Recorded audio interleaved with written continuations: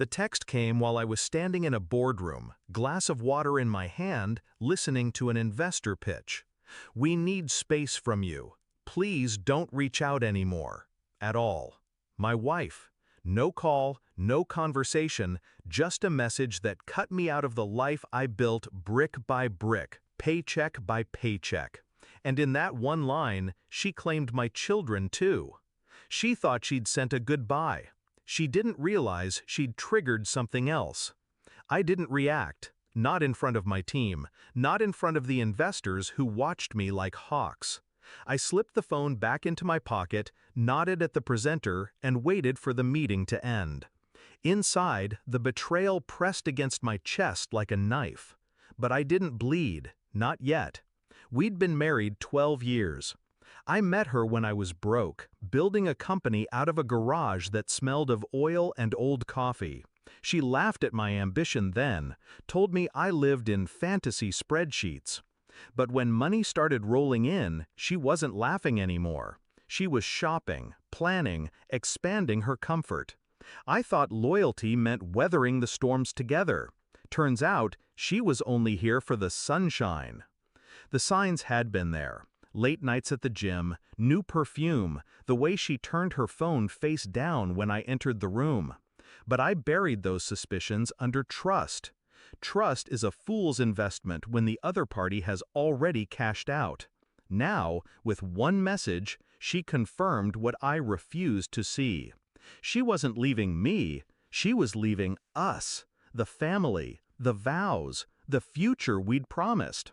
And she was taking my kids into another man's house. That was her mistake, because I don't fight with fists. I fight with leverage. I didn't argue, didn't beg. I simply typed back, "Of course. Tell your lover I'll cancel my $500 million investor check." Then I turned off my phone and waited. By midnight, the calls began. First from her, then from him, then from numbers I didn't recognize. Her friends, her mother, even one of the kids on speaker, coached to plead. I ignored every single one. Because they weren't calling out of love, they were calling out of fear. See, her lover wasn't just a fling. He was a rival executive, a man desperate for the capital I'd promised his firm. Without it, his expansion would choke. Without it, the board would turn on him. I knew this. She didn't. To her, he was an escape. To me, he was leverage. The next morning, the news hit. Major investment deal withdrawn. Questions rise about leadership stability. His face was plastered across financial channels, pale and strained. My wife stood beside him in silence, no ring on her finger, but everyone could see the scandal written in her eyes. Her brave new world crumbled on live television.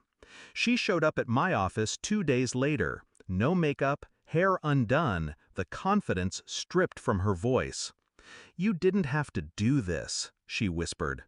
I looked at her the way I'd look at a stranger asking for spare change. "You made your choice, I made mine." Her lip trembled. The kids are mine," I cut her off. "You walked them into another man's house without consent. That's abandonment. My lawyers will handle the rest." Her face drained of color, because she knew I wasn't bluffing. The court filings moved quickly. Evidence stacked higher than her excuses. Texts, photos, witnesses who saw her with him while pretending to be with friends. The judge didn't need much convincing. Custody leaned my way. Assets tilted too. By the end of it, she was left with an apartment she couldn't afford and whispers in every social circle that once adored her. Her lover? He lost his position within the year.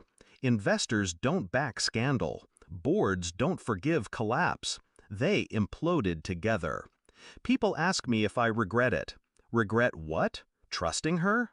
Maybe. But dismantling the empire she tried to betray me with? No. That wasn't revenge. That was justice disguised as restraint. I didn't raise my voice, didn't lift a hand. I simply pulled back what was mine. And in doing so, I let her see what life really looked like without me. Now the house is quiet.